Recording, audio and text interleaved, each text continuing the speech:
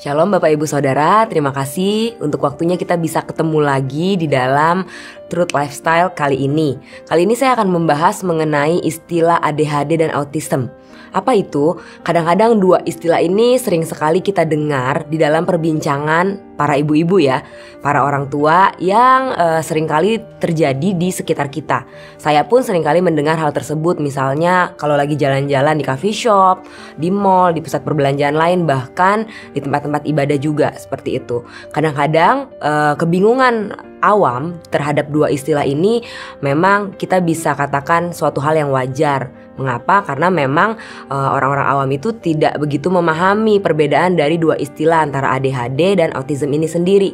Oleh karena itu hari ini saya mau mengajak Bapak Ibu Saudara sekalian untuk bisa belajar bersama minimal untuk meminimalisasi terjadinya labeling terhadap anak-anak atau terhadap individu berkaitan dengan istilah tersebut. Karena seringkali yang saya dengar, itu anaknya kayaknya autis nih, itu anaknya kayaknya ADHD nih. Nah seringkali tuh seperti itu. Apalagi kalau misalnya anak-anaknya ini terkesan gak bisa diem, gagal fokus, selalu ada di satu tempat yang warawiri kemana-mana gitu ya. Lalu langsung mengatakan, oh anaknya kayaknya ADHD tuh, hiperaktif. Hati-hati ya Bapak Ibu Saudara sekalian dengan penggunaan dua istilah ini. Kenapa? Karena ketika kita menyampaikan tanpa dasar pengetahuan yang tepat, maka ini akan menjadi suatu hal yang tidak menyenangkan untuk didengar. Baik itu untuk orang yang memang anaknya mungkin saja mengalami hal tersebut, namun hal yang tidak menyenangkan juga terdengar ketika ternyata labeling itu tidak tepat diberikan oleh anak tersebut. Seperti itu. ADHD itu sendiri adalah Attention Deficit Hyperactive Disorder, di mana artinya atau cirinya adalah attention deficit, artinya memang kekurangan atau keterbatasan atensi, fokusnya lemah. Itu ya, jadi sehingga gampang teralih fokusnya, berubah-berubah. Lalu yang berikutnya Attention Deficit Hyperactive Disorder. Jadi ciri kedua adalah memang memiliki tindakan atau perilaku hiperaktif, sangat aktif. Namun yang membedakan apa ya hiperaktif ini dengan anak yang aktif Bapak Ibu? Hiperaktif yang dimaksud di dalam istilah ADHD ini adalah hiperaktif, aktif, sangat aktif yang tidak bertujuan. Artinya di dalam segala kondisi anak ini memang sulit untuk duduk diam, sulit untuk fokus, dan ketidakbisadiamannya dia ini tidak terarah, tidak punya tujuan tertentu. Seperti itu. Lalu kalau misalnya ciri lainnya dari ADHD ini sendiri adalah cenderung impulsif, di mana suka melempar barang, suka menyakiti orang lain, memukul tanpa sebab yang bisa dijelaskan. Seperti itu. Itu ciri umum. Lalu yang berikutnya kita akan membahas mengenai autism. Nah ini juga perlu kehati-hatian mengenai autism.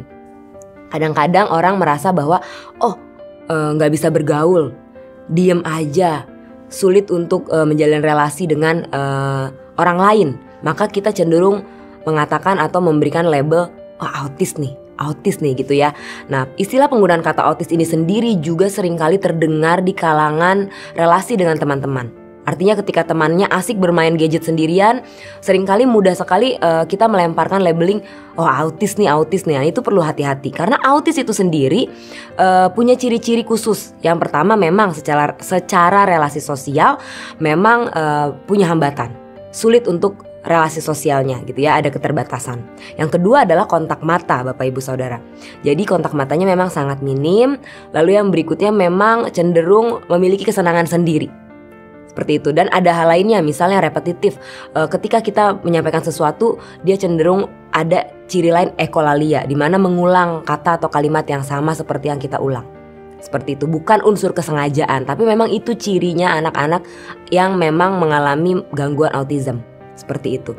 Lalu ada juga yang cirinya adalah gerakan berulang, seperti ini misalnya ya, atau suka flapping, suka memegang-megang misalnya sudut meja, sudut tertentu gitu ya. Karena memang mereka memiliki kelemahan atau keterbatasan atau kekurangan input sensori.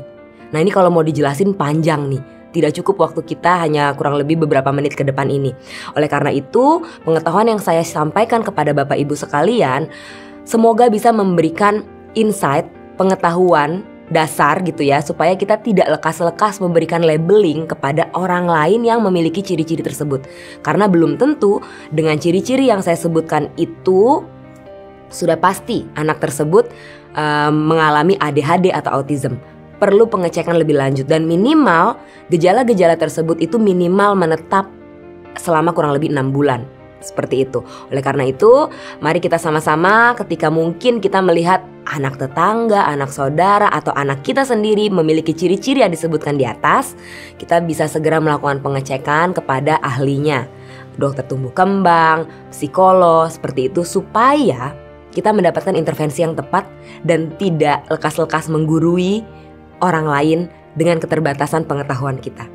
Semoga input hari ini bisa memberikan pencerahan kepada Bapak Ibu Saudara sekalian setelah mendengarkan acara ini. Tuhan memberkati.